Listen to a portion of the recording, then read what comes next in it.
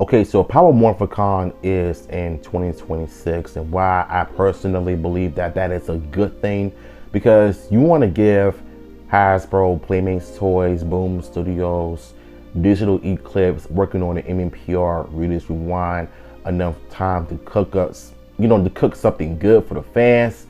And personally, I believe what they're doing is really interesting. So Power Morphicon is in 2026, and I understand why they want to push it to 2 years, because they want to just take time to just cook something up for the fans.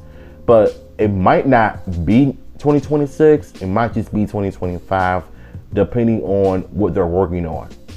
So for me, I would say just allow them to just cook, take time to work on something, and just give us something new and fresh that a lot of us fans can look forward to every year, every 2 to 3 years, depending on how long the project takes.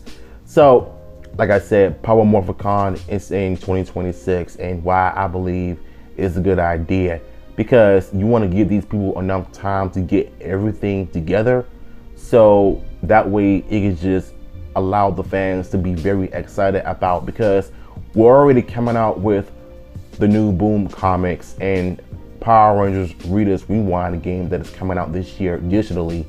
But in 2025, I have a gut feeling that it's going to probably come out in physical.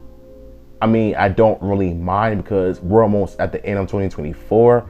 So I have no issues with what they're doing whatsoever with it. Just do what you got to do, get it done, and allow the fans to rejoice the childhood memories of that game, reading the comics and with the toy lines or whatever. Just get the cooking. So I want to get to what David Yost was talking about, of what he wants from the Power Rangers reboot, and why I believe what he's saying could end up being indicated of how to do a reboot right. And for once and always, it was supposed to be more adult Power Rangers special, but it ended up being, family friendly, like it was 31 years ago. I mean, it's always been like that for 31 years though. But for me, I think what we can do is just get an adult Power Rangers TV show, like focus on like teen drama and comedy, martial arts action, tokusatsu action, but with a lot of adult issues in terms of being in relationships, fighting off evil, not bloody up, but like violent, but edgy it up a bit instead of, being soft. That's what David Yost was talking about. And what he was saying that is that what he wants to see out of a reboot is to go above and beyond, to just up the scale a bit, instead of being, scared of taking risk.